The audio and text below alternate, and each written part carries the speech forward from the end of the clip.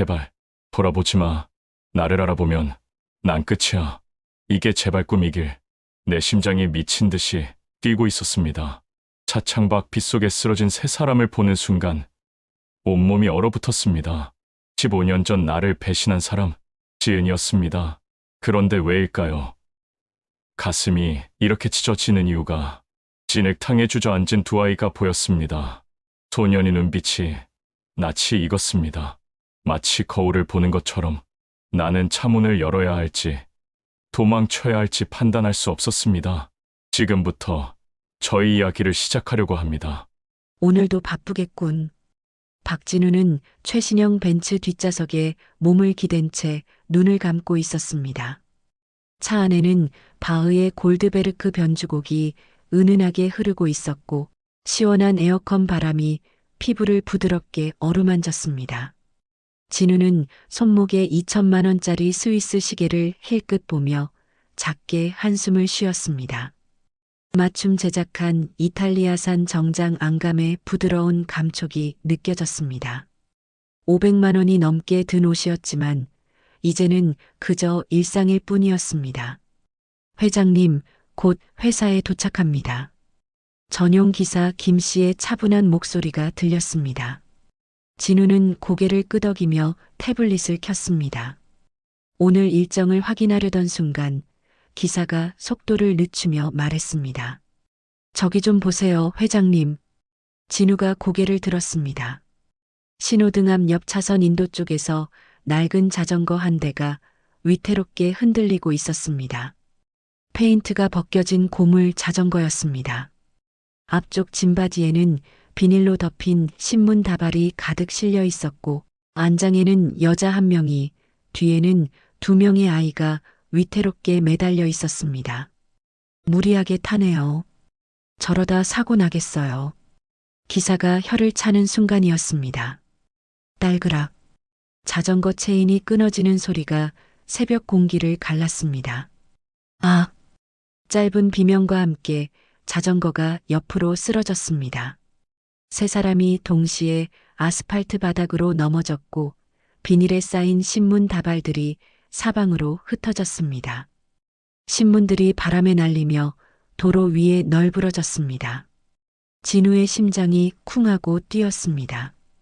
반사적으로 몸이 앞으로 기울어졌습니다. 엄마, 엄마 괜찮으세요? 두 아이의 다급한 목소리가 들렸습니다. 14살 정도로 보이는 쌍둥이 남자아이들이었습니다. 같은 얼굴, 같은 키, 같은 목소리. 진우의 벤츠는 그들로부터 불과 3미터 거리에 멈춰 섰습니다. 여자가 바닥에서 일어나려다가 비틀거렸습니다. 무릎에서 피가 흐르고 있었습니다. 청바지가 찢어지며 살이 까진 것입니다. 하지만 여자는 자신의 상처는 아랑곳하지 않고 두 아이를 먼저 살폈습니다. 괜찮아? 다친 데 없어? 민준아, 민서야? 그 순간 하늘에서 갑자기 굵은 빗방울이 쏟아지기 시작했습니다. 작은 빗방울이었던 비가 순식간에 장대비로 변했습니다. 바닥에 널린 신문들이 빗물에 빠르게 젖어가기 시작했습니다. 신문이 다 젖으면 어떡해. 여자의 떨리는 목소리가 빗소리 사이로 들렸습니다. 진우는 차창 너머로 그 광경을 멍하니 바라보고 있었습니다. 가슴 어딘가가 조여오는 것 같았습니다. 이상한 느낌이었습니다. 모르는 사람들인데 왜 이렇게 마음이 불편한지. 회장님, 제가 가서 확인해 보겠습니다. 기사가 우산을 꺼내들며 말했습니다. 진우는 고개를 끄덕였습니다. 기사가 차 밖으로 나가자 진우도 문득 불안한 마음이 들었습니다. 저 여자의 상처가 생각보다 심해 보였습니다. 병원에 가야 할 것 같은데. 진우는 기사에게 그 말을 전하려고 차문을 열었습니다. 빗방울이 얼굴에 튀었습니다. 차가운 감촉에 진우는 잠시 멈칫했습니다.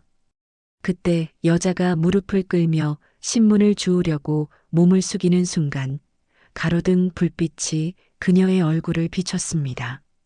진우의 몸이 완전히 얼어붙었습니다. 심장이 멈춘 것 같았습니다. 숨이 목구멍에서 걸렸습니다. 손끝이 차갑게 식어갔습니다. 지은? 입술이 저도 모르게 그 이름을 중얼거렸습니다. 이지은. 15년. 15년이 흘렀지만 그 얼굴을 잊을 수 없었습니다. 한때 자신의 전부였던 여자.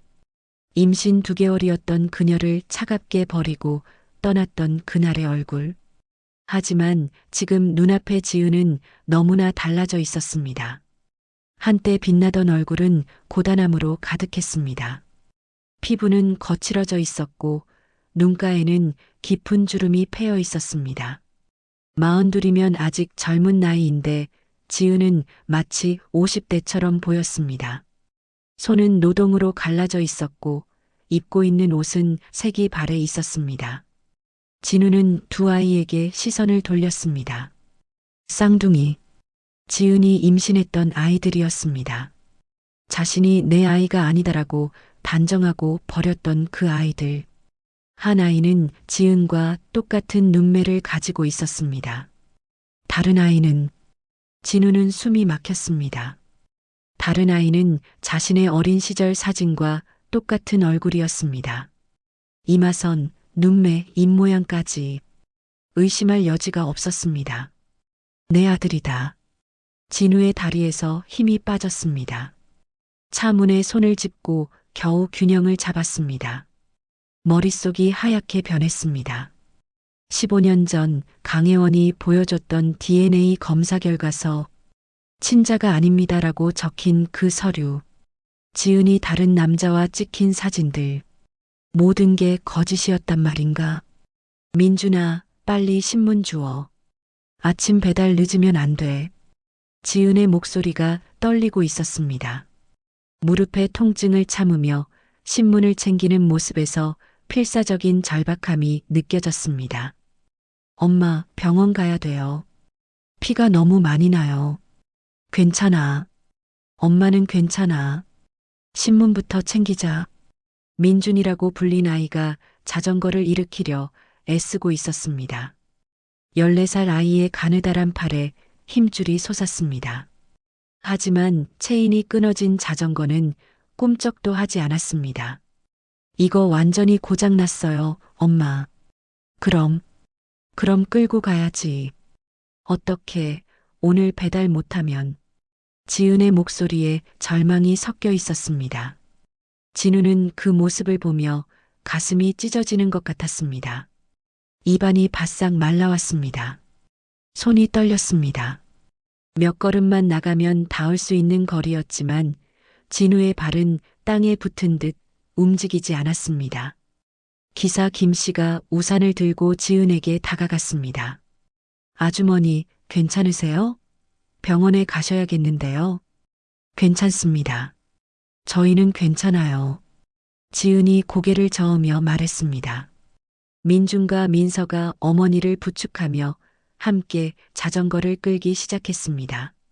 젖은 신문 다발을 다시 실고 체인이 끊어진 자전거를 끌고 가는 모습. 새벽 5시 35분 재래시장 앞 사거리. 뒤에서 경적 소리가 울렸습니다. 회장님, 출발해야 할 것 같습니다. 기사가 차에 올라타며 말했습니다. 진우는 백미러를 통해 점점 멀어지는 세 사람의 뒷모습을 바라봤습니다. 빗속에서 자전거를 끌고 가는 지은과 두 아이. 민서가 기침을 하며 비틀거렸습니다. 민준이 동생을 부축했습니다. 지은은 무릎에서 피가 흐르는데도 아이들만 걱정하고 있었습니다. 출발하세요. 진우의 목소리는 바스러지듯 작았습니다. 벤츠가 조용히 출발했습니다. 진우는 고개를 돌려 창밖을 바라봤습니다. 빗물이 유리창을 타고 흘러내렸습니다. 하지만 진우의 뺨에도 뜨거운 것이 흐르고 있었습니다. 15년간 한 번도 흘리지 않았던 눈물이었습니다. 지은아, 미안해. 정말 미안해. 하지만 그 말은 입 밖으로 나오지 못했습니다. 차 안에는 여전히 바흐의 골드베르크 변주곡이 흐르고 있었습니다. 아름다운 선율이었지만 진우의 귀에는 슬픈 진홍곡처럼 들렸습니다. 재래시장의 낡은 간판들이 차창 밖으로 스쳐 지나갔습니다. 진우는 떨리는 손으로 주먹을 쥐었습니다. 나는 도대체 무엇을 한 거지? 성공했다고 믿었던 지난 15년이 한순간에 무너져 내렸습니다. 수백억의 재산, 회장이라는 직함, 고급차와 명품 시계. 그 모든 것이 갑자기 너무나 공허하게 느껴졌습니다. 진우는 손목에 2천만 원짜리 시계를 내려다봤습니다. 시계는 오전 5시 38분을 가리키고 있었습니다. 박진우의 인생이 무너지기 시작한 정확한 시각이었습니다. 그리고 뒤늦게, 너무나 뒤늦게 진정한 깨달음이 찾아온 순간이기도 했습니다. 진우는 떨리는 손으로 휴대폰을 꺼냈습니다. 김 씨, 저분들을 병원으로 모셔드려요. 제일 가까운 곳으로요. 네, 회장님. 그런데 회장님은요? 나는 바로 뒤따라갈게요. 절대 내 신원은 밝히지 마세요. 진우의 목소리가 갈라졌습니다. 구로구 중앙병원 응급실. 새벽 6시가 조금 넘은 시각이었습니다. 진우는 응급실 입구에서 멀찍이 떨어진 복도 끝 구석에 몸을 숨기고 치료실 옆 창문 너머로 지켜봤습니다. 유리창 너머로 보이는 광경에 진우의 심장이 조여왔습니다. 의사가 지은의 무릎을 소독하고 있었습니다. 찢어진 청바지를 걷어올리자 무릎뿐만 아니라 정강이에도 오래된 상처 자국들이 드러났습니다. 크고 작은 흉터들이 피부에 가득했습니다. 이전에 다치신 상처들이 제대로 치료받지 못한 것 같은데요. 의사의 말에 지은이 고개를 저었습니다. 괜찮습니다. 빨리 끝내주세요. 일하러 가야 해서요. 지은의 팔꿈치에도 상처가 있었습니다. 손바닥에는 굳은 살이 박혀 있었고 손가락 마디마다 작은 베인 자국들이 보였습니다. 청소 일을 하며 생긴 상처들이었습니다. 옆 침대에서는 민준이 치료를 받고 있었습니다. 이 나이에 손이 이렇게 거칠 수가. 얘야, 무슨 일을 하니? 신문 배달이요. 그리고 주말에는 전단지도 돌려요. 민준의 대답은 담담했습니다. 마치 그게 당연한 일인 것처럼. 민준의 손바닥에는 굳은 살이 두껍게 박혀 있었습니다. 14살 아이의 손이 아니었습니다. 오랜 세월 노동해온 어른의 손이었습니다. 가장 충격적인 건 민서였습니다. 얘 영양 상태가 심각한데요. 보호자분, 아이가 제대로 식사를 못하고 있는 것 같습니다. 지은의 얼굴이 하얗게 질렸습니다. 죄송합니다. 제가 잘 챙기지 못해서. 민서는 또래보다 확실히 작았습니다. 얼굴은 창백했고 팔다리는 가늘었습니다. 의사가 청진기를 대자 민서가 기침을 했습니다. 기침은 언제부터 했어요? 한 달 정도요. 진우는 더 이상 볼 수 없었습니다. 복도 벽에 등을 기대고 눈을 감았습니다. 눈물이 흘러내렸습니다. 진우는 비틀거리며 수납 창구로 갔습니다.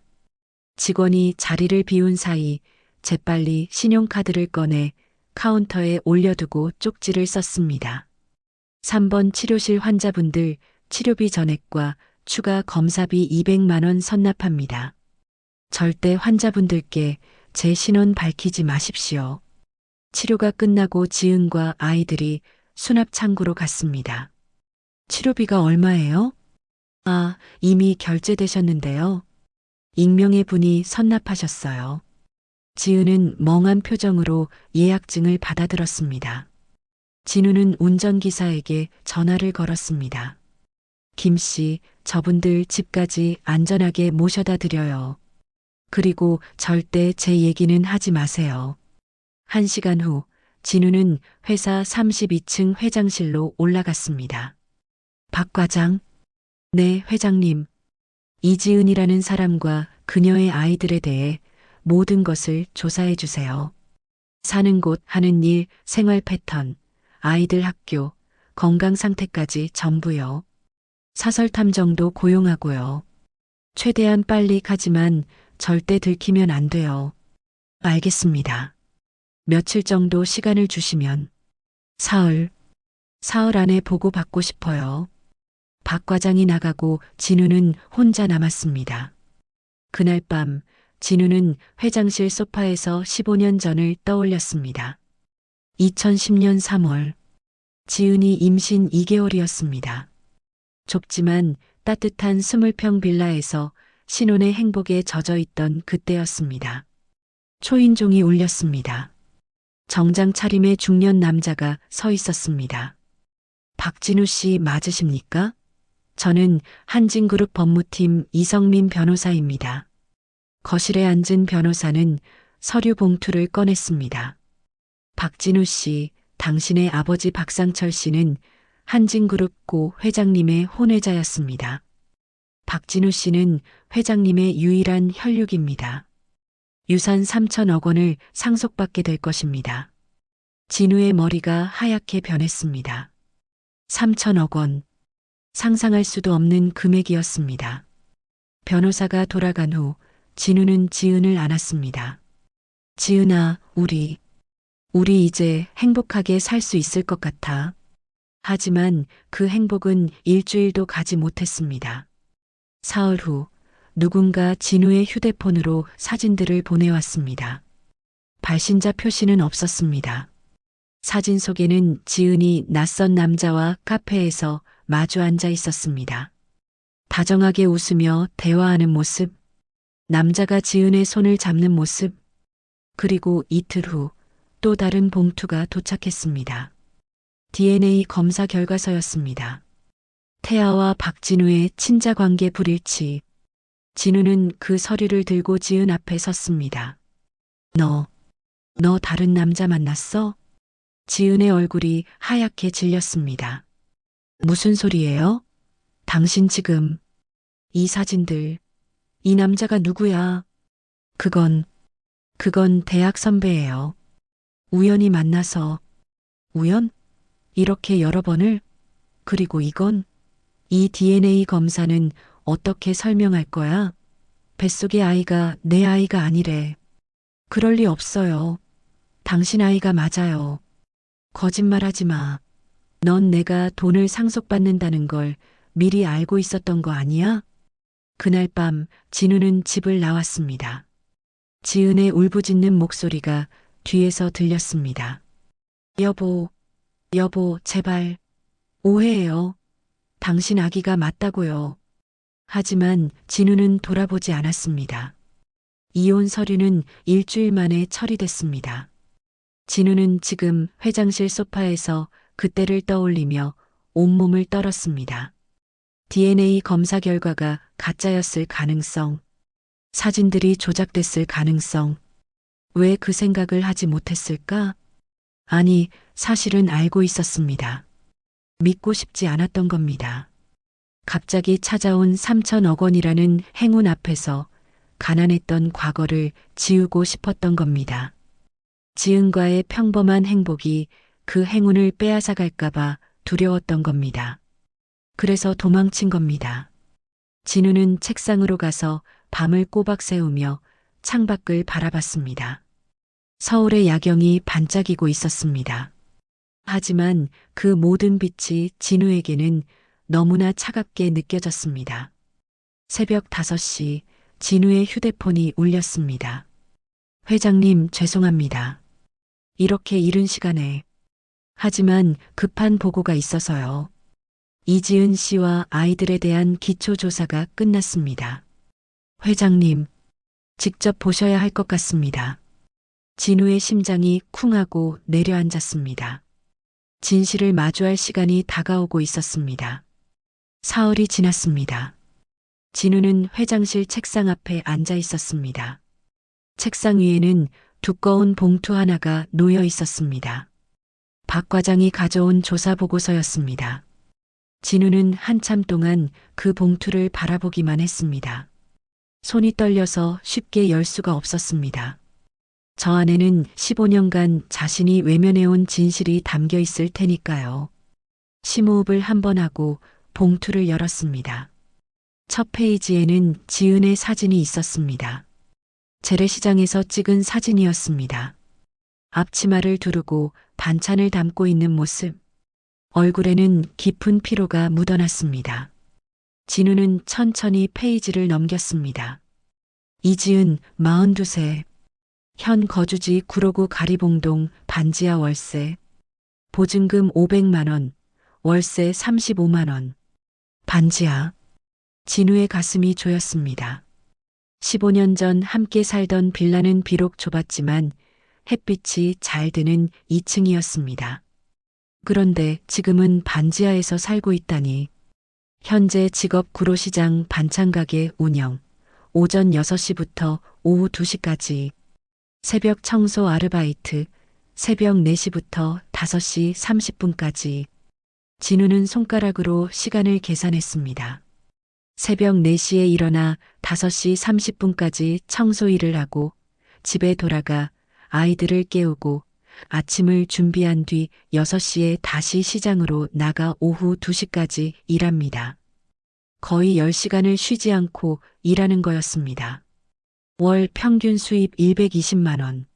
월세, 공과금, 식비 제외 10월 잔액 약 10만 원. 10만 원. 진우의 손에서 보고서가 떨어질 뻔했습니다. 한 달을 그렇게 고생해서 남는 돈이 고작 10만 원이라니. 진우는 자신의 시계를 내려다봤습니다. 2천만 원. 지은이 200개월을 일해야 살 수 있는 시계를 자신은 아무렇지도 않게 차고 다녔습니다. 다음 페이지에는 민준의 기록이 있었습니다. 박민준, 14세, 중학교 2학년. 성적 전교 5등 이내 유지.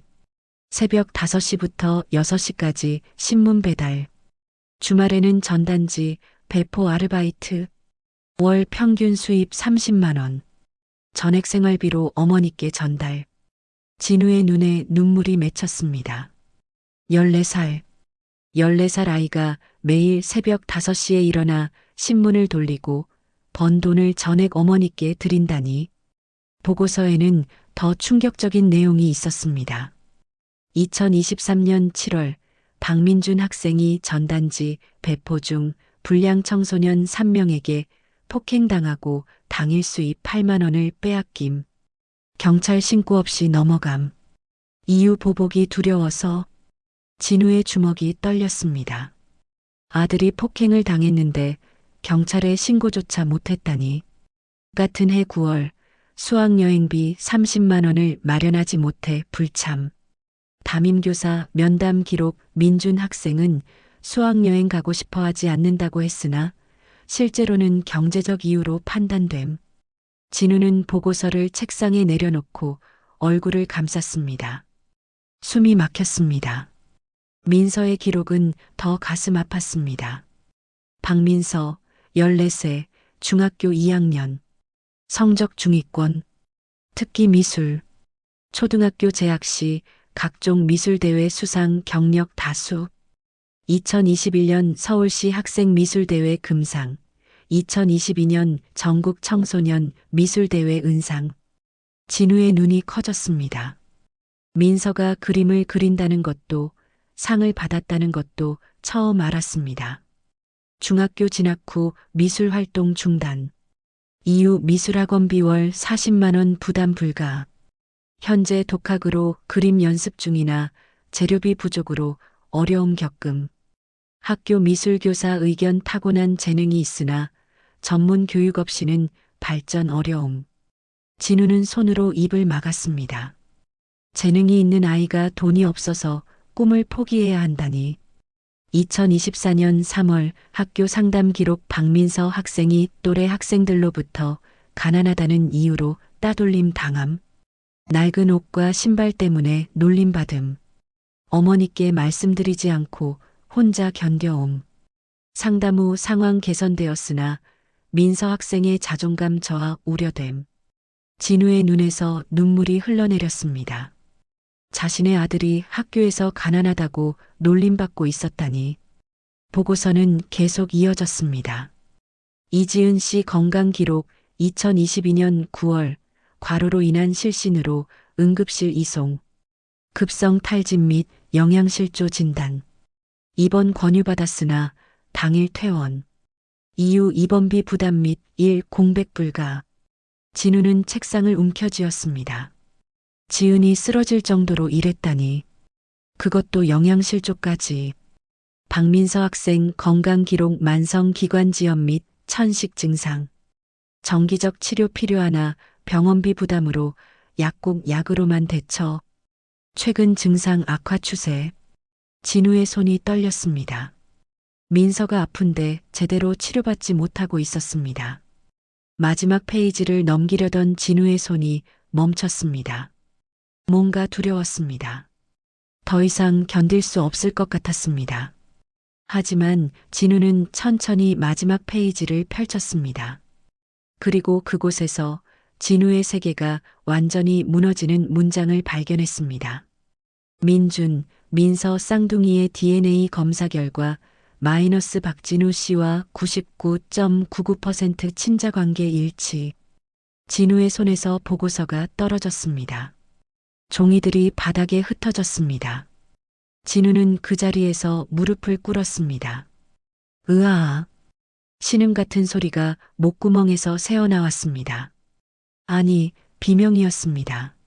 15년간 억눌러왔던 모든 것이 한꺼번에 터져나왔습니다. 15년 전 그 DNA 검사 결과는 거짓이었습니다.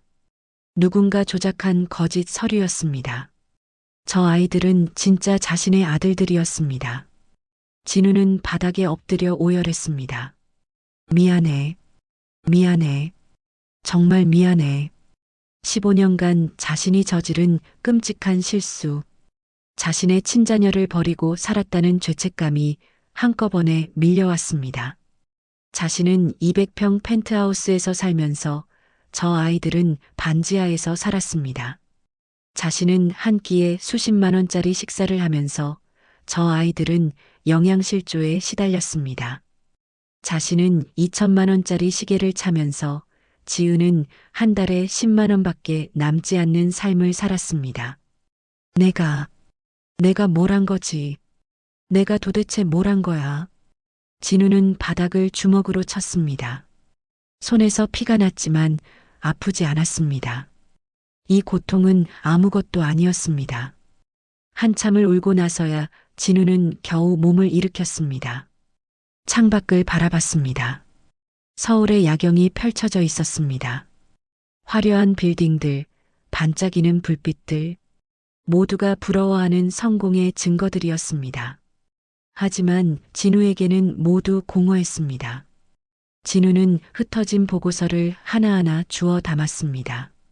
떨리는 손으로 민준과 민서의 사진을 바라봤습니다. 지은과 함께 찍은 사진도 있었습니다. 시장에서 웃고 있는 세 사람의 모습, 가난했지만 서로를 의지하며 살아가는 가족이었습니다. 그리고 자신은 그 가족을 버렸습니다. 진우는 책상 서랍에서 15년 전 결혼 사진을 꺼냈습니다. 행복하게 웃고 있는 지은과 자신의 모습. 그때는 가난했지만 행복했습니다. 지은아, 내가 정말 미안해. 진우는 사진을 가슴에 안았습니다. 그날 밤 진우는 200평 펜트하우스에서 홀로 눈물을 쏟아냈습니다. 넓은 거실, 고급 가구들, 벽에 걸린 비싼 그림들, 모든 것이 무의미했습니다. 진우는 소파에 앉아 하늘을 올려다봤습니다. 아버지, 제가 정말 큰 실수를 했습니다. 돌아가신 아버지가 물려준 유산, 3천억 원. 그 돈으로 진우는 성공했습니다. 하지만 그 과정에서 가장 소중한 것들을 잃어버렸습니다. 새벽이 밝아올 때까지 진우는 잠들지 못했습니다. 창밖으로 해가 떠올랐습니다. 진우는 결심했습니다. 이제라도 되돌려야 한다고. 15년간 저질렀던 실수를 바로 잡아야 한다고. 하지만 어떻게 용서를 구해야 할까? 진우는 보고서를 다시 펼쳤습니다. 민준과 민서의 얼굴을 오래 바라봤습니다. 내 아들들이구나. 진짜 내 아들들이야. 그 깨달음이 진우의 가슴을 뜨겁게 만들었습니다. 동시에 더욱 아프게 했습니다. 진우는 휴대폰을 들었습니다. 박 과장에게 전화를 걸려다가 멈췄습니다. 아니, 이건 비서에게 시킬 일이 아니었습니다. 직접 가야 했습니다. 직접 만나야 했습니다. 비록 거절당할지라도, 비록 욕을 먹을지라도 진우는 가족 앞에 서야 했습니다. 진우는 창밖을 바라보며 다짐했습니다. 이번에는 절대 놓치지 않을 거야. 15년 전의 실수를 되풀이하지 않겠다고. 이번에는 도망치지 않겠다고. 새로운 아침이 밝았습니다. 진우에게는 속죄의 시작이었습니다. 진우는 휴대폰을 들었습니다. 강혜원의 번호를 눌렀습니다. 손이 떨렸지만 목소리는 차갑게 가라앉혔습니다. 혜원 씨, 지금 당장 만나야겠어요. 진우 씨? 무슨 일이에요? 목소리가 이상한데. 30분 후에 청담동 갤러리로 갈게요. 거기서 기다리세요. 전화를 끊고 진우는 차 키를 집어들었습니다. 청담동까지 가는 동안 진우의 머릿속은 복잡했습니다. 혜원과 8년을 함께했습니다. 약혼까지 한 사이였습니다. 하지만 지금 진우의 가슴 속에는 분노만 끓어올랐습니다. 어제 사설탐정으로부터 결정적인 제보를 받았습니다. 혜원의 측근이었던 비서 한 명이 양심의 가책을 느끼고 모든 것을 털어놓았다는 것. 15년 전 산부인과 의사 매수, 사진 조작, 연락 차단. 모든 증거가 있었습니다. 청담동 명품 갤러리 앞에 차를 세웠습니다. 오후 3시 갤러리는 한적했습니다. 진우가 문을 열고 들어서자 혜원이 우아한 미소를 지으며 다가왔습니다. 샤넬 투피스에 에르메스 가방을 든 모습이었습니다. 완벽하게 세련된 외모였습니다. 진우 씨, 갑자기 무슨 일이에요? 진우는 대답하지 않고 혜원의 사무실로 걸어갔습니다. 혜원이 당황한 표정으로 따라왔습니다. 사무실 문을 닫자마자 진우는 혜원을 돌아봤습니다. 김미라 비서, 기억하시죠? 혜원의 얼굴에서 미소가 사라졌습니다. 순간적으로 굳어지는 표정. 미라, 왜 갑자기 그의 얘기를? 어제 만났어요. 당신이 3년 전에 해고한 그 비서요. 진우는 한 걸음 다가섰습니다. 모든 걸 다 말하더군요. 15년 전부터 당신이 뭘 했는지요. 혜원의 얼굴이 창백해졌습니다. 그게 무슨 소리예요? 산부인과 의사 매수건, 2천만 원 계좌 이체 내역 다 있어요. 사진 조작 전문가 섭외한 것도요. 그리고 내 비서들한테 돈 준 것까지요. 진우는 휴대폰을 꺼내 화면을 보여줬습니다. 김미라가 제공한 증거 자료들이었습니다. 계좌 이체 내역, 녹취록, 이메일 기록들. 혜원의 다리에서 힘이 빠졌습니다. 소파에 주저앉았습니다. 미라가 다 말했어요? 네. 5년간 당신 밑에서 일하며 양심에 괴로워했대요. 특히 아이들 연락을 차단하라는 지시를 받았을 때요. 진우의 목소리가 떨렸습니다.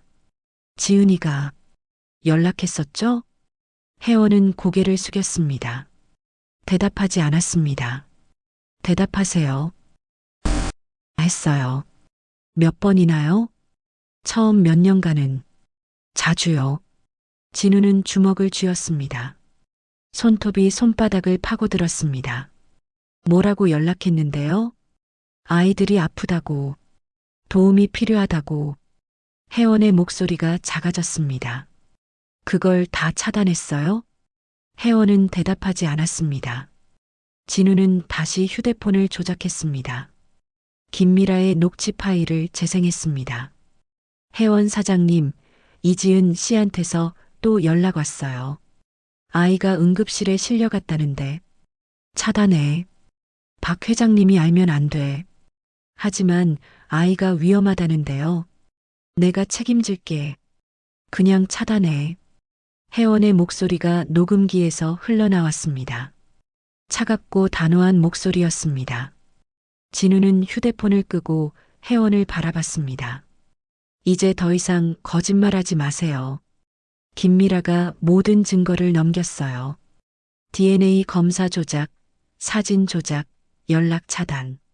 심지어 내 투자자들한테 가정 문제로 경영에 문제 있다고 소문 퍼뜨린 것까지요. 혜원은 침묵했습니다. 진우가 차갑게 말했습니다.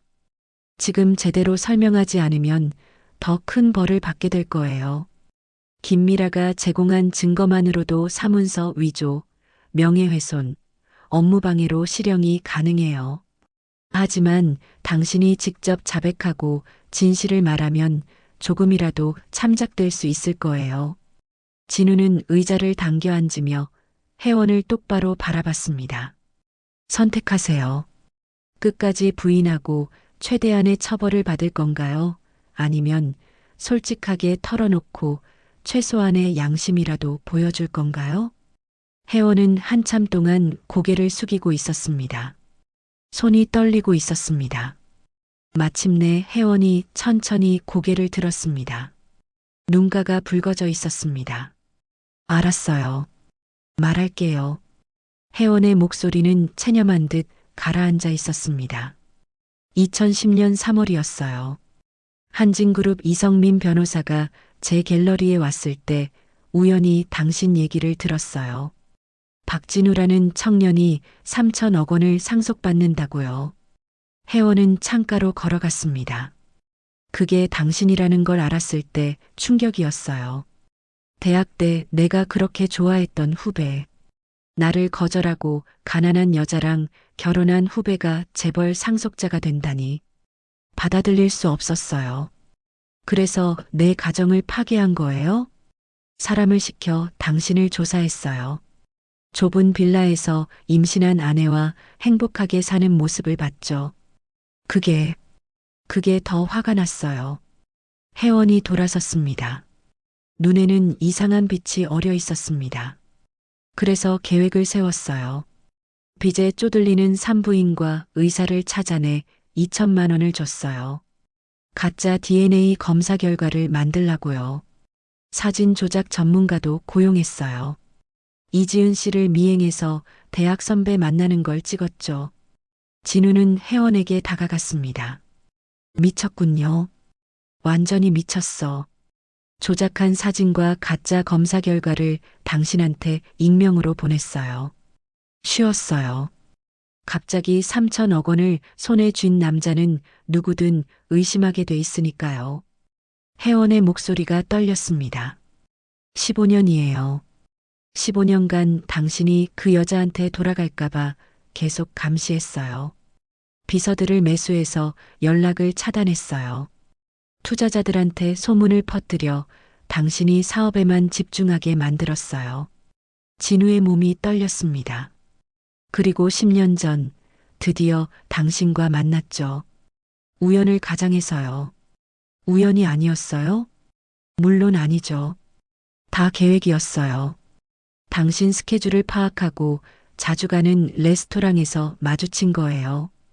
그리고 당신은 저한테 빠졌죠. 진우는 뒤로 물러섰습니다. 8년간 함께한 시간이 모두 거짓이었다는 말이었습니다. 8년이에요. 8년 동안 당신 옆에 있으면서 계속 감시했어요. 이지은 씨가 연락하면 차단하고 아이들 소식도 막았어요. 혜원이 진우에게 다가왔습니다. 하지만 우리 행복했잖아요. 8년 동안요. 당신도 행복했잖아요. 나를 사랑했잖아요. 행복? 진우는 비웃었습니다. 내 아들들이 반지하에서 굶주리는 동안, 내 아내가 하루 17시간씩 일하는 동안, 그게 행복이었다고요? 혜원의 얼굴이 하얗게 질렸습니다. 나는 그 정도까지는 몰랐어요. 변명하지 마세요. 진우는 휴대폰을 꺼내 사진들을 보여줬습니다. 반지하 집, 고물 자전거, 상처투성이 손. 이게 당신이 만든 지옥이에요. 8년 동안 당신은 이걸 숨기고 내 옆에 있었던 거예요. 진우 씨, 오늘로 우리 관계는 끝이에요. 약혼도 파기합니다. 그리고 당신을 고소할 거예요. 사문서 위조, 명예훼손, 업무방해, 모든 죄목으로요. 혜원이 벌떡 일어났습니다. 고소? 진우 씨, 우리 8년을. 8년이 뭐예요? 내가 잃어버린 15년에 비하면요. 진우는 문으로 향했습니다. 후회할 거예요. 혜원이 소리쳤습니다. 그 여자는 이미 당신을 용서하지 않을 거예요. 15년 동안 당신 없이 살았어요. 이미 당신은 그들 인생에서 지워졌다고요. 진우는 문손잡이를 잡고 멈췄습니다. 혜원의 말이 가슴을 찔렀습니다. 하지만 진우는 돌아보지 않았습니다. 그래도 가야 해요. 무릎 꿇고 빌어야 해요. 그게 내가 할 수 있는 유일한 일이니까요. 진우는 문을 열고 나갔습니다. 갤러리를 나와 차에 올라탄 진우는 핸들을 꽉 쥐었습니다. 온몸이 떨렸습니다. 1시간 후 진우는 법무법인 사무실에서 고소장에 서명했습니다. 강혜원과 공모자들에 대한 모든 증거 자료를 제출했습니다. 회장님, 이 정도면 실형도 가능합니다. 상관없어요. 법이 허용하는 최대한으로 처벌해 주세요. 진우는 사무실을 나와 차에 올랐습니다. 이제 다음 단계였습니다. 가장 어렵고 가장 두려운 단계. 지은과 아이들을 만나는 일이었습니다. 진우는 구로구 방향으로 차를 몰았습니다. 심장이 미친 듯이 뛰었습니다. 혜원의 말이 맴돌았습니다. 15년 동안 당신 없이 살았어요. 이미 당신은 그들 인생에서 지워졌다고요. 하지만 진우는 멈출 수 없었습니다. 가야 했습니다. 무릎 꿇고 빌어야 했습니다. 그게 아버지로서, 남편으로서 할 수 있는 유일한 일이었으니까요. 진우는 백화점 쇼핑백을 여러 개 들고 구로구 가리봉동으로 향했습니다. 아이들을 위한 옷가지들, 미술도구 세트, 책들, 민서를 위해서는 전문가용 화구 세트도 샀습니다. 지은을 위해서는 고급 핸드백과 코트를 준비했습니다. 15년치 미안함을 한꺼번에 담으려 했습니다. 하지만 반지하 집 앞에 서니 발걸음이 떨어지지 않았습니다. 낡은 철문 옆에는 곰팡이가 피어 있었습니다. 반쯤 땅에 묻힌 창문으로는 희미한 불빛이 새어나왔습니다. 진우가 사는 200평 펜트하우스와는 너무나 달랐습니다. 진우는 떨리는 손으로 초인종을 눌렀습니다. 한참을 기다리자 문이 열렸습니다. 지은이었습니다. 15년 만에 마주한 지은의 얼굴은 진우가 기억하던 모습과 너무 달랐습니다. 깊이 패인 주름, 거칠어진 피부, 사가버린 머리카락. 42이면 아직 젊은 나이인데 50대처럼 보였습니다. 누구세요? 지은의 목소리는 차갑고 경계심에 가득 차 있었습니다. 지은아, 나야. 진우야. 진우의 목소리가 떨렸습니다. 지은의 눈이 커졌습니다. 그리고 곧 차갑게 식었습니다. 왜 왔어요? 미안해. 정말 미안해. 늦었지만. 엄마, 누구예요? 안에서 민준의 목소리가 들렸습니다. 민준이 현관으로 나왔습니다. 그리고 진우를 보자 얼굴이 굳어졌습니다. 저 사람이. 지은이 민준을 막으려 했지만 이미 늦었습니다. 민준아, 아빠야. 진우가 떨리는 목소리로 말했습니다. 민준은 진우를 위아래로 훑어봤습니다. 명품 수트, 고급 시계, 비싼 구두, 그리고 손에 든 백화점 쇼핑백들. 아빠요? 민준의 목소리는 비웃음으로 가득했습니다. 15년 동안 어디 계셨는데 이제 와서 아버지 행세하세요? 그 말이 진우의 가슴을 찔렀습니다. 민준아, 아빠가 정말 미안해. 변명할 수 없어. 하지만 변명? 15년을 변명으로 덮을 수 있다고 생각하세요? 민준의 눈에 분노가 타올랐습니다. 우리가 얼마나 힘들게 살았는지 아세요? 엄마가 매일 새벽에 일어나 청소일 가는 거 아세요? 제가 신문 돌리면서 얼마나 추웠는지 아세요? 알아. 이제 알아. 그래서 이렇게 진우가 쇼핑백을 내밀었습니다. 이런 거 필요 없어요. 민준이 쇼핑백을 밀어냈습니다. 쇼핑백이 바닥에 떨어졌습니다. 오빠, 안에서 민서가 나왔습니다. 손에는 스케치북을 들고 있었습니다. 민서는 진우를 보고 멈춰 섰습니다. 민서야. 진우의 눈에 눈물이 맺혔습니다. 민서는 자신과 닮았습니다. 특히 눈매가 똑같았습니다. 저분이 누구예요, 엄마? 민서가 지은에게 물었습니다. 너희 아버지야. 지은이 힘겹게 대답했습니다. 민서는 진우를 한참 바라보더니 고개를 저었습니다. 우리에게 아버지는 없어요. 민서의 목소리는 조용했지만 단호했습니다. 엄마 혼자 우리를 다 키우셨어요. 아버지 없이도 우리는 잘 자랐어요. 민서는 들고 있던 스케치북을 가슴에 안으며 방으로 돌아갔습니다. 진우는 그 자리에 서서 무너질 것 같았습니다. 지은아. 진우는 지은을 바라봤습니다. 제발 한 번만 기회를 줘. 내가 정말 잘못했어. 이제라도요? 지은이 비웃었습니다. 15년이에요. 15년 동안 당신은 어디 있었어요? 미안해.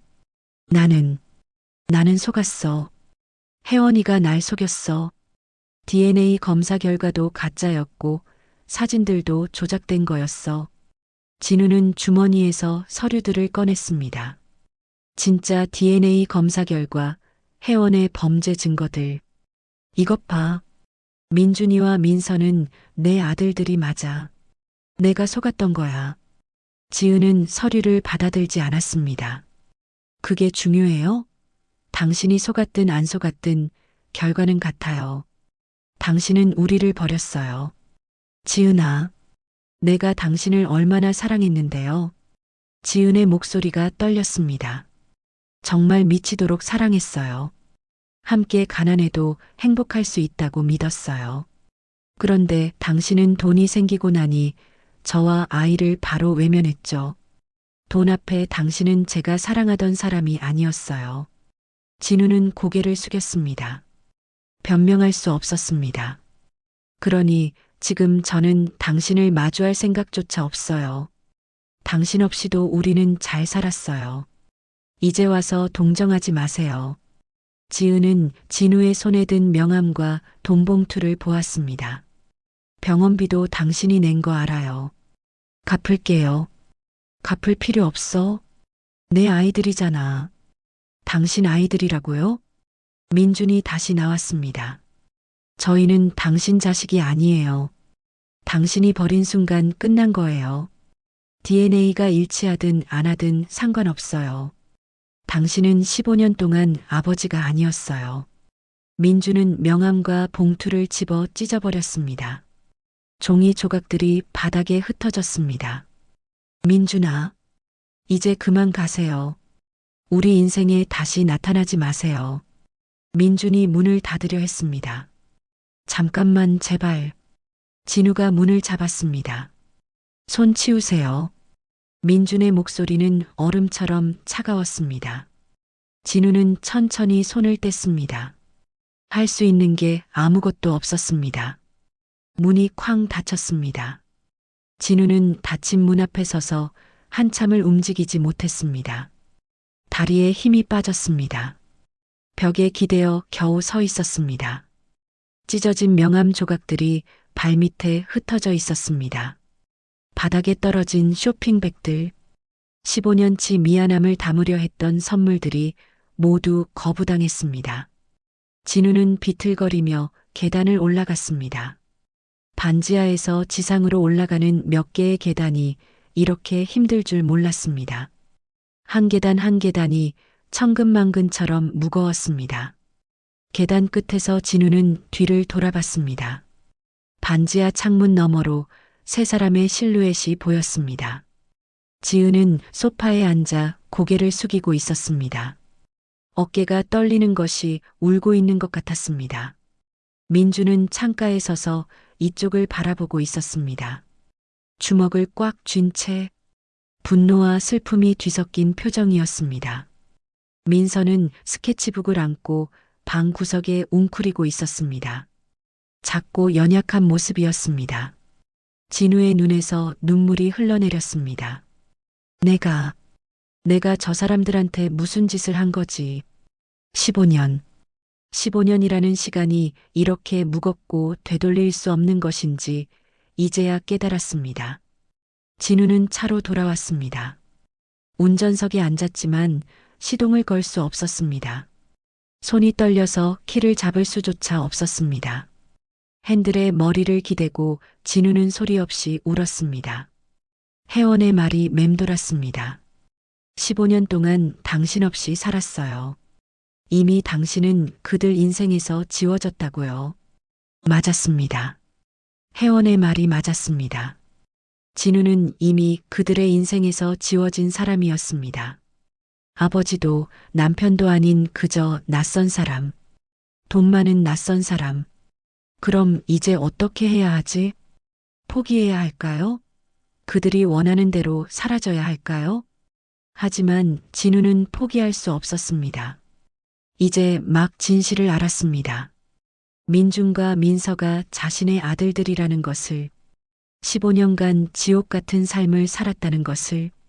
진우는 고개를 들었습니다. 백미러로 반지하 집을 바라봤습니다. 이번에는 절대 놓지 않을 거야. 비록 거부당해도, 비록 욕을 먹어도 진우는 포기하지 않기로 했습니다. 멀리서라도 지켜보겠습니다. 그들이 필요로 할 때 나타나겠습니다. 15년을 잃어버렸지만 앞으로 남은 시간은 온전히 그들을 위해 살겠습니다. 진우는 시동을 걸었습니다. 하지만 차를 몰고 가면서도 계속 백미러를 봤습니다. 점점 작아지는 반지하 집. 그 안에 있는 세 사람. 기다려줘. 조금만 기다려줘. 내가 반드시 너희를 지킬 거야. 진우의 다짐이었습니다. 비록 지금은 거부당했지만 언젠가는 그들의 마음을 돌릴 수 있을 거라고 믿었습니다. 아니, 믿고 싶었습니다. 그게 진우가 할 수 있는 유일한 희망이었으니까요. 다음 날 새벽 4시 30분.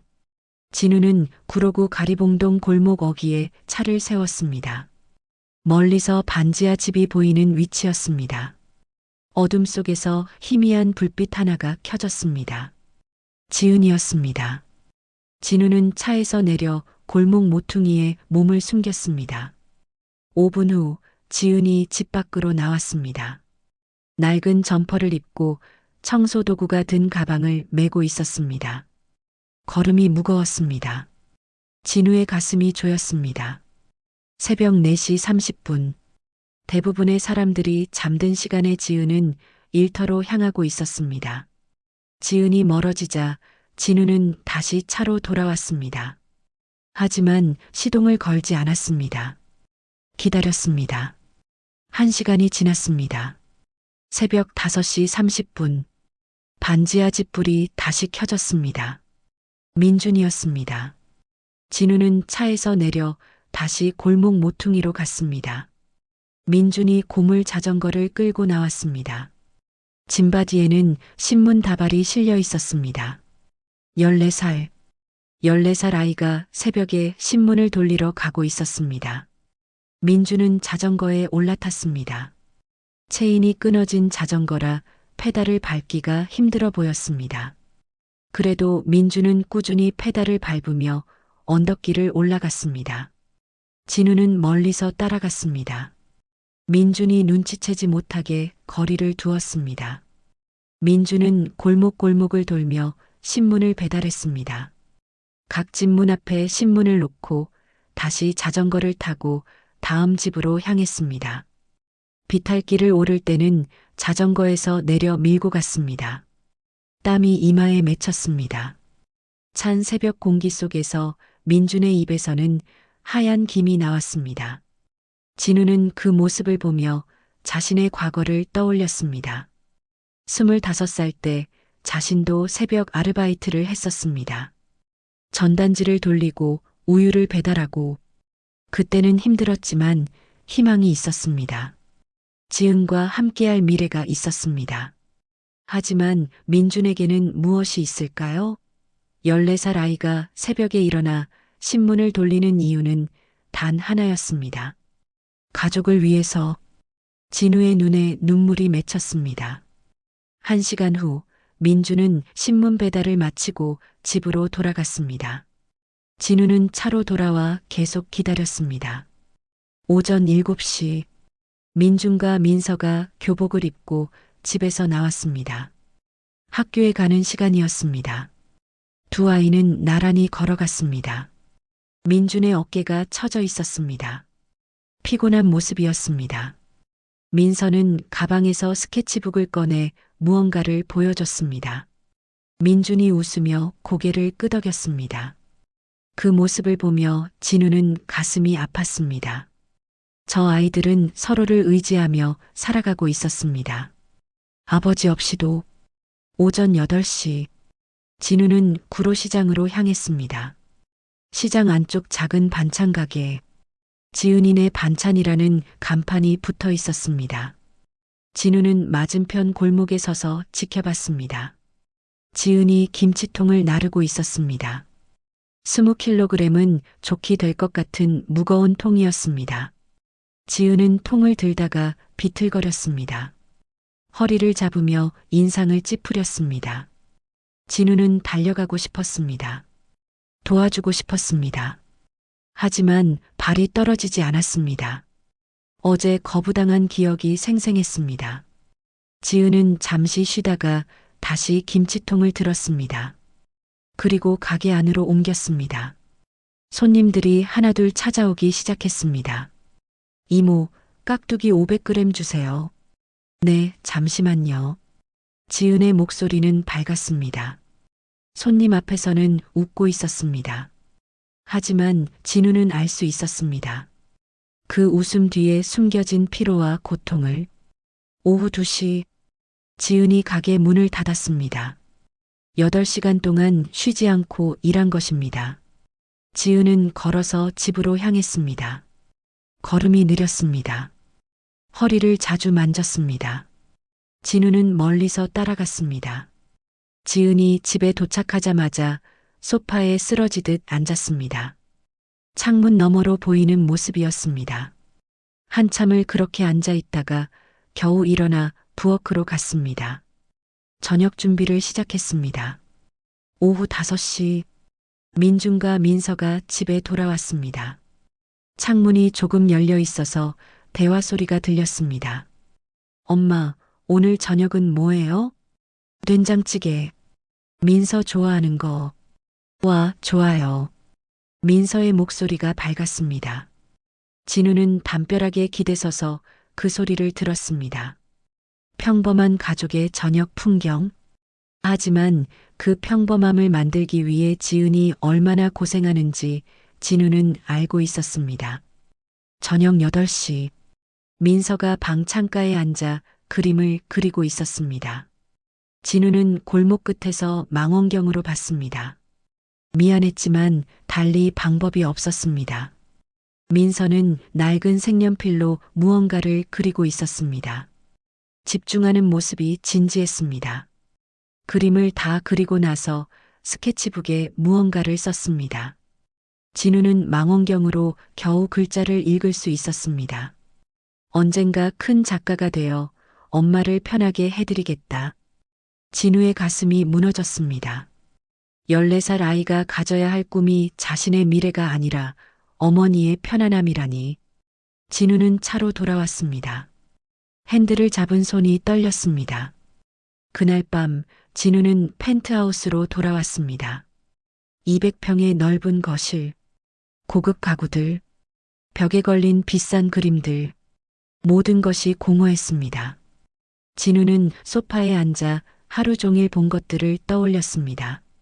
새벽 4시 30분에 일어나는 지은, 5시 30분에 신문 배달을 하는 민준, 낡은 색연필로 그림을 그리는 민서.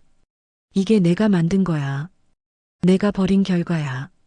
진우는 자신이 추구했던 성공이 얼마나 공허한 것인지 깨달았습니다. 수백억의 재산, 회장이라는 직함, 넓은 집과 비싼 차. 하지만 정작 지켜야 할 사람들은 지옥 같은 삶을 살고 있었습니다. 이게 성공일까요? 가족을 잃고 이룬 성공이 무슨 의미가 있을까요? 진우는 창밖을 바라봤습니다. 서울의 야경이 반짝였습니다.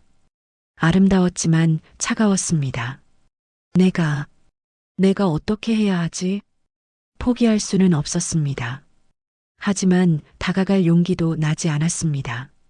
어제 민준의 분노에 찬 눈빛이 아직도 생생했습니다. 진우는 결심했습니다. 멀리서라도 지켜보겠습니다. 그들이 필요로 할 때까지.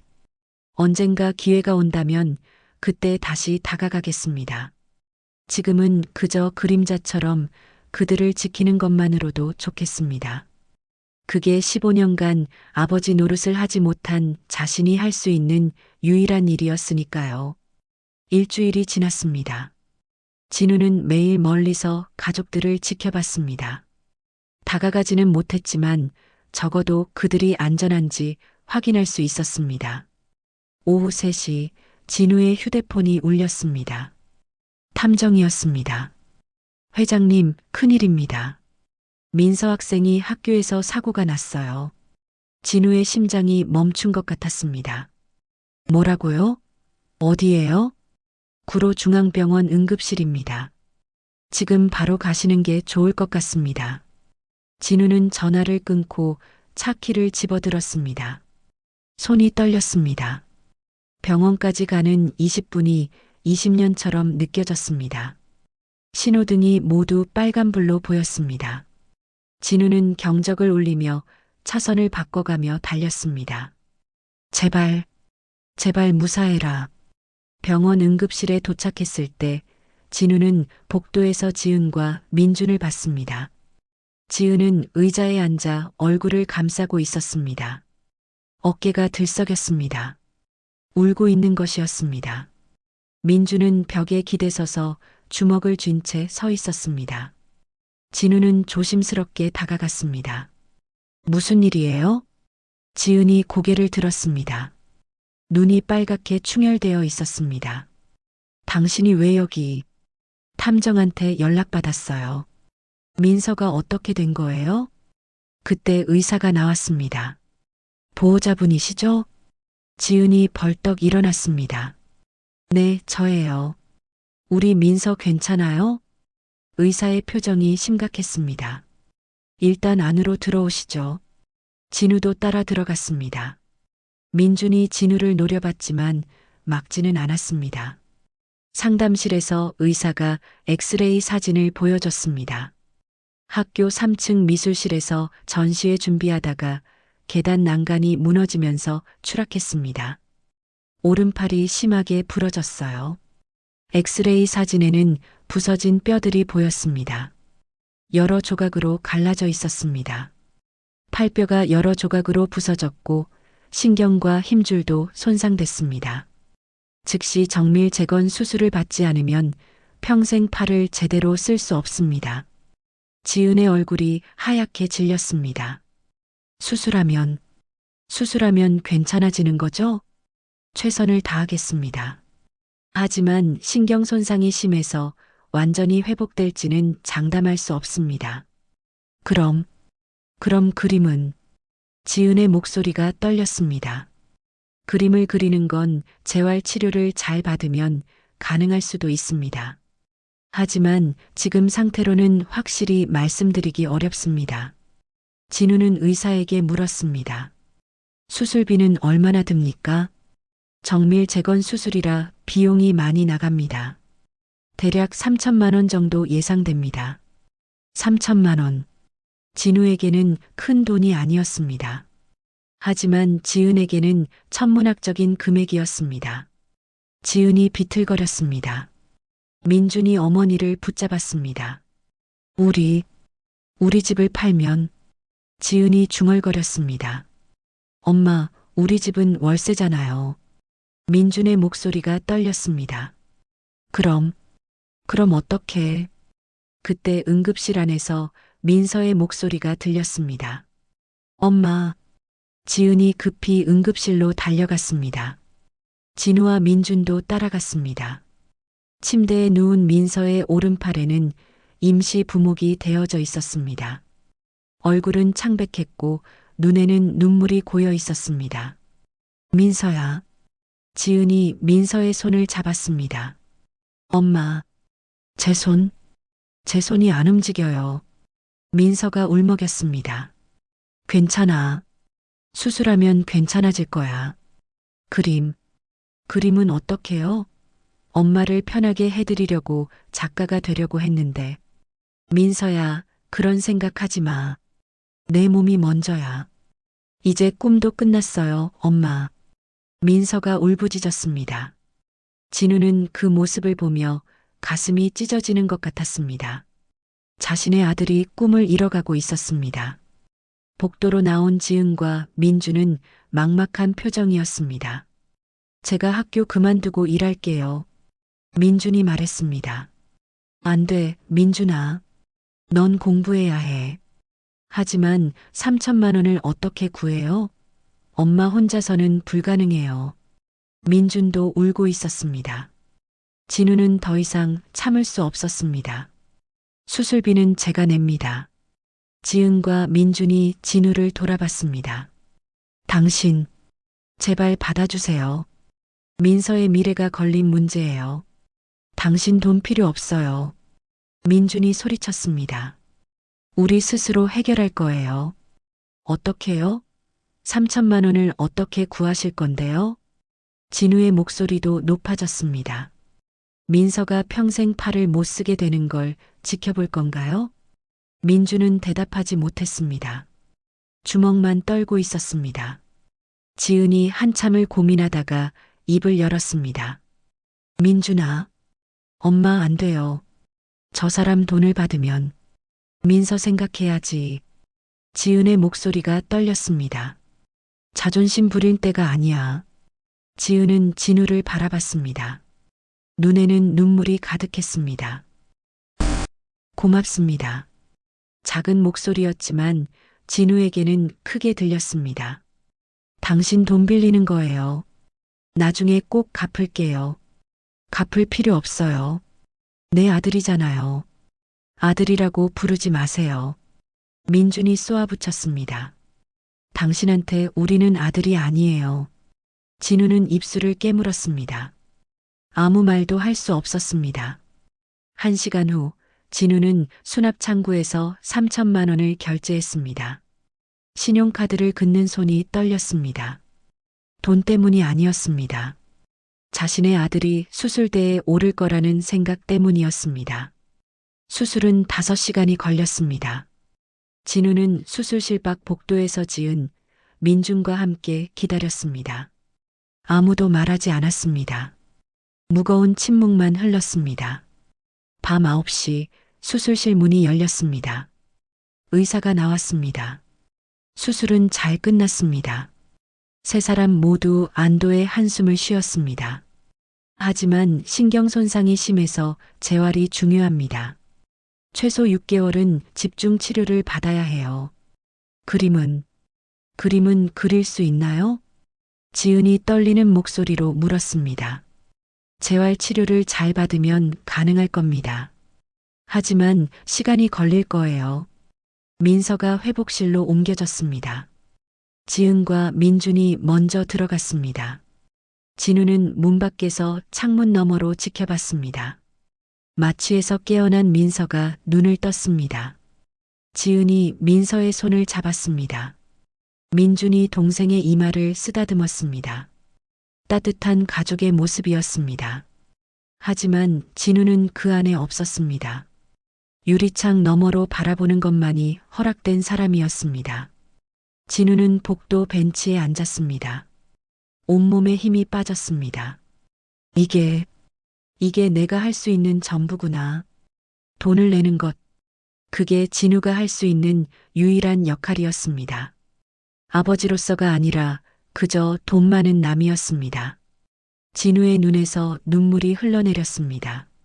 민서의 수술 후 일주일이 지났습니다. 민주는 여전히 새벽 신문 배달을 계속했습니다. 진우가 수술비를 냈지만 민주는 그것을 빚으로 생각했습니다. 더 열심히 일해야 한다고 생각했습니다. 진우는 매일 아침 5시 30분에 민준이 배달하는 골목에 나타났습니다. 민준아.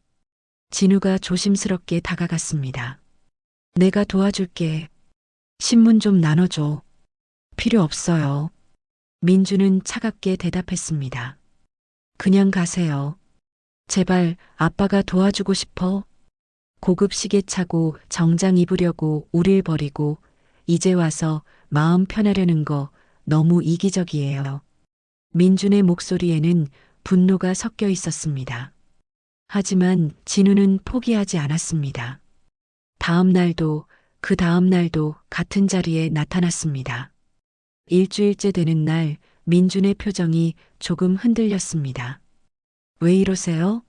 왜 계속 나타나는 거예요? 너희가 내 아들들이니까.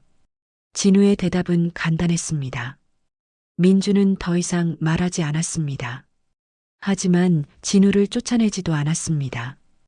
그날 아침 민주는 평소처럼 오래된 상가 건물로 들어갔습니다. 1층 사무실들의 신문을 배달하기 위해서였습니다. 진우는 밖에서 기다렸습니다. 그때였습니다. 건물 안쪽에서 폭발음이 들렸습니다. 곧이어 연기가 피어올랐습니다. 불이야. 누군가 소리쳤습니다. 진우의 심장이 멈췄습니다. 민준이. 진우는 건물 안으로 뛰어갔습니다. 복도에는 이미 연기가 자욱했습니다. 전기 합선으로 불이 난 것 같았습니다. 민준아, 어디 있어? 진우가 소리쳤습니다. 연기 때문에 앞이 보이지 않았습니다. 여기요. 희미하게 민준의 목소리가 들렸습니다. 안쪽에서였습니다. 진우는 고민하지 않았습니다. 불길을 헤치고 안으로 들어갔습니다. 복도 끝에 민준이 쓰러져 있었습니다. 연기를 마셔서 기침을 하고 있었습니다. 민준아. 진우가 민준을 안아 올렸습니다. 민준의 몸이 무거웠습니다. 하지만 진우는 힘을 냈습니다. 불길이 점점 커졌습니다. 천장에서 불타는 파편들이 떨어졌습니다. 진우의 정장에 불이 붙었습니다. 등이 뜨거웠습니다. 팔도 타는 것 같았습니다. 하지만 진우는 멈추지 않았습니다. 민준을 꼭 안고 출구를 향해 뛰었습니다. 밖으로 나오는 순간 진우는 쓰러졌습니다. 민준을 내려놓고 바닥에 엎드렸습니다. 아저씨. 민준이 진우를 흔들었습니다. 구급차가 도착했습니다. 병원 응급실에서 진우는 치료를 받았습니다. 팔과 등에 2도 화상을 입었습니다. 의사가 거즈로 상처를 감쌌습니다. 심하진 않지만 아플 겁니다. 며칠은 입원하셔야 해요. 진우는 고개를 끄덕였습니다. 하지만 통증보다 걱정이 앞섰습니다. 민준이는요? 민준이는 괜찮아요? 연기를 좀 마셨지만 괜찮습니다. 옆 병실에서 쉬고 있어요. 진우는 안도의 한숨을 쉬었습니다. 그날 저녁 병실 문이 열렸습니다. 지은이었습니다. 진우는 침대에서 일어나려다가 통증에 인상을 찌푸렸습니다. 움직이지 마세요. 지은이 조용히 말했습니다. 민준이한테 들었어요. 불 속에서 구해줬다고. 당연한 일이에요. 내 아들인데. 고마워요. 지은의 목소리가 떨렸습니다. 하지만 지은은 창가로 걸어갔습니다. 내가 당신을 얼마나 사랑했는데요. 지은아, 정말 미치도록 사랑했어요. 함께 가난해도 행복할 수 있다고 믿었어요. 지은의 눈에 눈물이 고였습니다. 그런데 당신은 돈이 생기고 나니 저와 아이를 바로 외면했죠. 돈 앞에 당신은 제가 사랑하던 사람이 아니었어요. 진우는 고개를 숙였습니다. 그러니 지금 저는 당신을 마주할 생각조차 없어요. 알아. 진우가 말했습니다. 나는 용서를 바라지 않아. 다만 속죄할 기회만 줘. 진우의 목소리가 간절했습니다. 내가 15년간 흘린 눈물의 1,000분의 1이라도 민준이와 민서가 겪은 고통의 10,000분의 1이라도 내가 느끼고 싶어. 반지하 월세방에서 새벽 청소 일터에서 신문 배달할 때 너희가 얼마나 힘들었는지 나도 살아보고 싶어. 지은은 대답하지 않았습니다. 아이들이 조금이라도 편하게 나는 어떤 일도 하고 싶어. 내가 거부해도 아이들이 외면해도 나는 멀리서라도 지켜보기만 해줘. 지은은 한참을 창밖을 바라보다가 병실을 나갔습니다. 대답은 하지 않았습니다. 다음 날 오후 민준과 민서가 병실을 찾아왔습니다. 민준은 진우를 보고 멈춰 섰습니다. 저를 구해주신 건 감사해요. 민준의 목소리는 조금 부드러워졌습니다. 하지만 그걸로 15년이 지워지는 건 아니에요. 저희는 아버지 없이도 잘 살았어요. 민서가 앞으로 나왔습니다. 오른팔에는 아직 깁스가 되어 있었습니다. 엄마가 얼마나 힘들게 우릴 키웠는지 아세요? 민서의 목소리가 떨렸습니다. 엄마는 매일 울었어요. 우리 몰래요. 저희는 그걸 다 알고 있어요. 민서의 눈에서 눈물이 흘러내렸습니다. 진우는 그 눈물을 보며 가슴이 찢어지는 것 같았습니다. 미안해. 정말, 정말 미안해. 진우의 목소리도 떨렸습니다. 민준과 민서는 더 이상 말하지 않고 병실을 나갔습니다. 진우는 혼자 남았습니다. 창밖을 바라보며 눈물을 흘렸습니다. 2천만 원짜리 시계는 불에 타 망가졌습니다. 고급 정장도 벨트도 모두 제가 되었습니다. 하지만 진우는 전혀 아깝지 않았습니다. 아들을 구했습니다. 그것만으로 충분했습니다. 진우는 팔의 화상 부위를 내려다봤습니다. 아팠습니다. 하지만 이 고통이 오히려 진우를 깨어있게 만들었습니다. 이제 시작이야. 진짜 시작이야. 진우는 다짐했습니다. 포기하지 않겠다고. 거부당해도 외면당해도 끝까지 그들 곁을 지키겠다고. 그게 아버지가 할 수 있는 유일한 일이었으니까요. 병원에서 사흘째 밤이었습니다. 진우는 화상 때문에 잠을 이룰 수 없었습니다. 팔과 등이 타는 것처럼 아팠습니다. 진통제를 먹었지만 소용없었습니다. 신음이 새어나왔습니다. 복도를 지나가던 민준이 그 소리를 들었습니다. 병실 문 앞에 멈춰 섰습니다. 이 정도 통증은 아무것도 아니야. 진우의 중얼거림이 들렸습니다. 민서는 팔이 부러졌을 때 이것보다 훨씬 더 아팠을 텐데. 민주는 문 손잡이를 잡았다가 놓았습니다. 들어가지 못했습니다. 다음 날 아침 민준이 병실을 찾았습니다. 어젯밤 많이 아프셨죠? 괜찮아. 많이 나아졌어. 진우가 억지로 웃었습니다. 하지만 얼굴에는 피로가 가득했습니다. 거짓말하지 마세요. 신음소리 들었어요. 민준의 목소리가 조금 부드러워졌습니다. 너희 엄마가 15년간 얼마나 힘들었을지, 민서가 팔이 부러져서 얼마나 아팠을지 이제야 조금 알 것 같아. 진우가 창밖을 바라보며 말했습니다. 이 고통으로 조금이라도 속죄가 된다면. 민주는 더 이상 말하지 못했습니다. 목이 메었습니다. 사흘 후 민서도 병실을 찾았습니다. 손에는 스케치북을 들고 있었습니다. 아저씨, 아니, 민서가 망설이다가 말했습니다. 아빠, 이거 드릴게요. 스케치북을 펼쳤습니다. 거기에는 불길 속에서 민준을 안고 나오는 진우의 모습이 그려져 있었습니다. 왼손으로 서툴게 그린 그림이었지만 감정이 생생하게 담겨 있었습니다.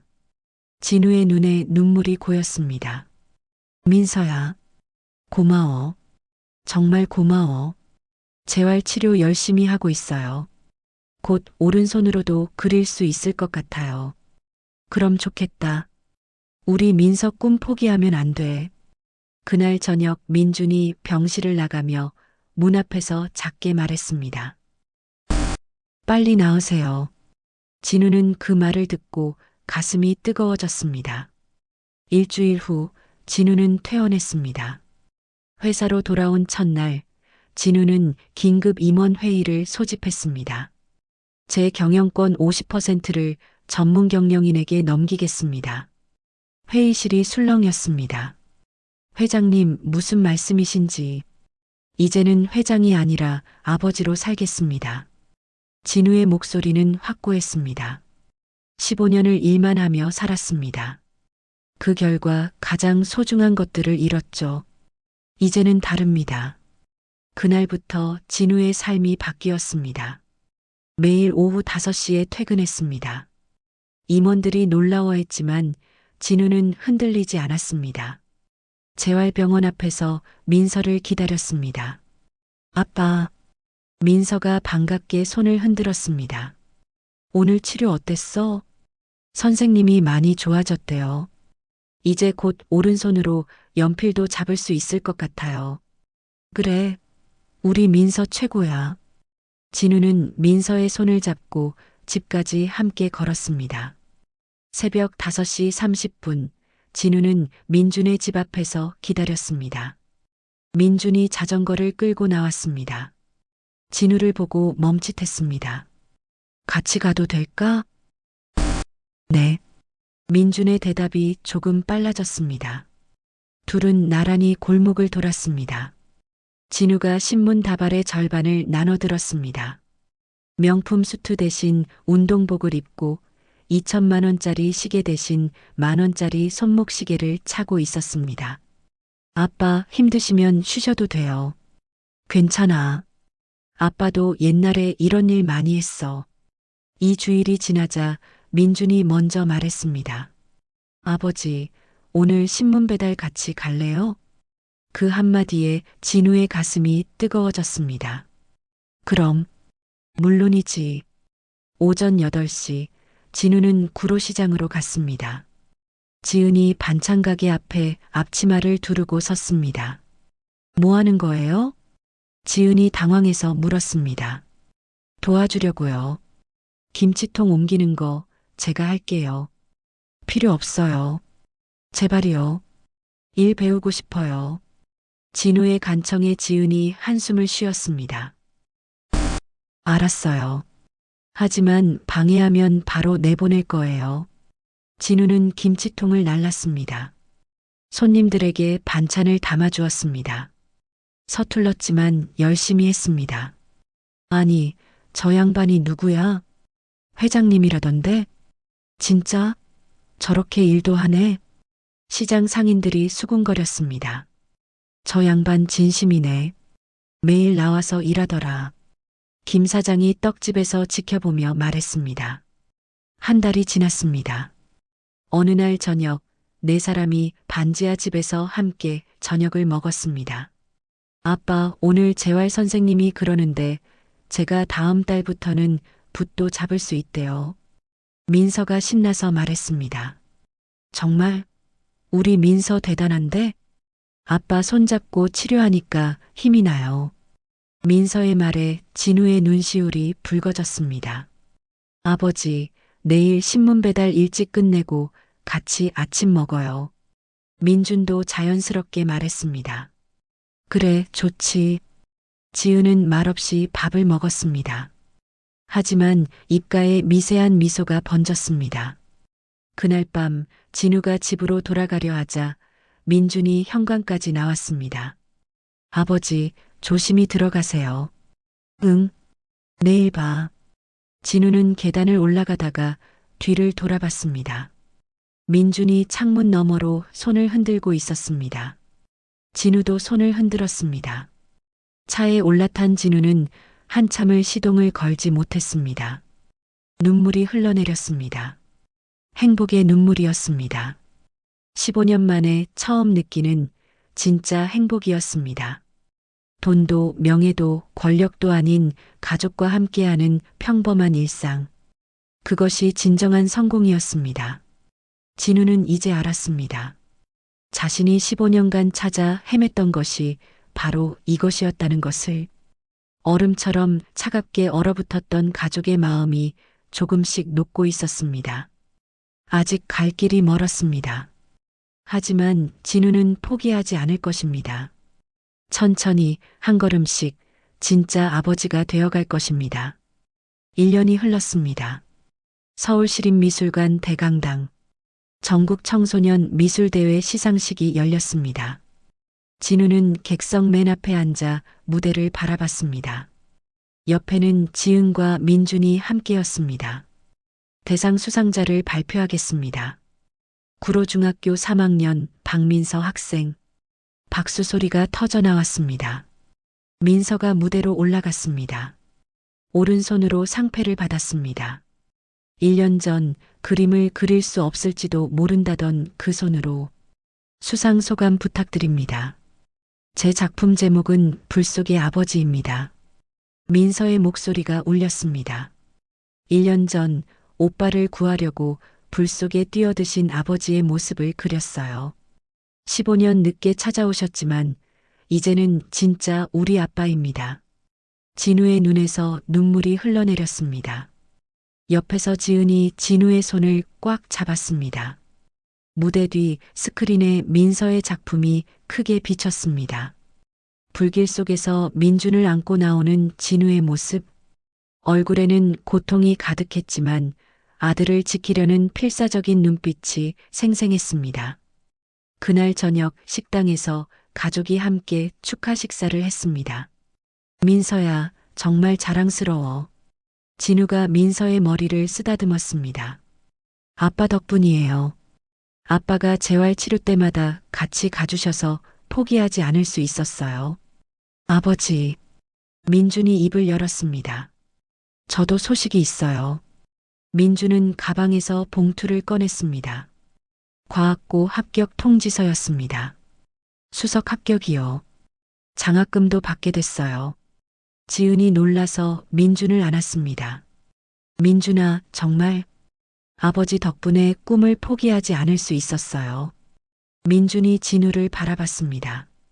새벽 신문 배달 대신해 주시고 공부할 시간을 만들어 주셔서 감사해요. 진우는 말없이 민준을 꽉 안았습니다. 아들의 어깨가 넓어졌습니다. 이제 15살. 어느새 이렇게 자랐습니다. 일주일 후 진우는 결심했습니다. 구로시장 한복판. 오후 2시. 가장 사람이 많은 시간이었습니다. 진우는 지은의 반찬 가게 앞에 섰습니다. 손에는 꽃다발을 들고 있었습니다. 지은아. 지은이 가게 안에서 나왔습니다. 왜 그래요? 손님들 보는데. 15년 늦었지만 이제부터 평생 너와 아이들을 지키겠어. 진우가 한쪽 무릎을 꿇었습니다. 주변이 술렁였습니다. 시장 상인들이 하나둘 모여들었습니다. 나랑 결혼해줘. 이번에는 절대 놓지 않을게. 지은의 눈에 눈물이 고였습니다. 일어나요. 사람들이 다 보잖아요. 대답 먼저 해줘. 진우는 웃으며 말했습니다. 지은은 한참을 진우를 바라보다가 고개를 끄덕였습니다. 이번엔 진짜 믿어볼게요. 박수 소리가 터져 나왔습니다. 축하합니다. 진 사장님, 진심이 통했네요. 시장 상인들이 환호했습니다. 떡집 김 사장이 떡을 들고 나왔습니다. 오늘 떡은 제가 쏩니다. 민준과 민서도 달려왔습니다. 아빠, 엄마, 축하해요. 네 사람은 서로를 안았습니다. 16년 만에 완전한 가족이었습니다. 한 달 후 진우의 사무실. 벽에는 특별한 액자가 걸렸습니다. 불에 탄 시계였습니다. 2천만 원짜리 명품 시계. 하지만 이제는 그 어떤 것보다 값진 물건이었습니다. 액자 아래에는 문구가 새겨져 있었습니다. 진정한 가치를 깨닫게 해준 날, 아들을 구한 날. 진우는 그 액자를 바라보며 미소 지었습니다. 책상 위에는 가족 사진이 놓여 있었습니다. 구로시장에서 찍은 사진이었습니다. 네 사람이 함께 웃고 있었습니다.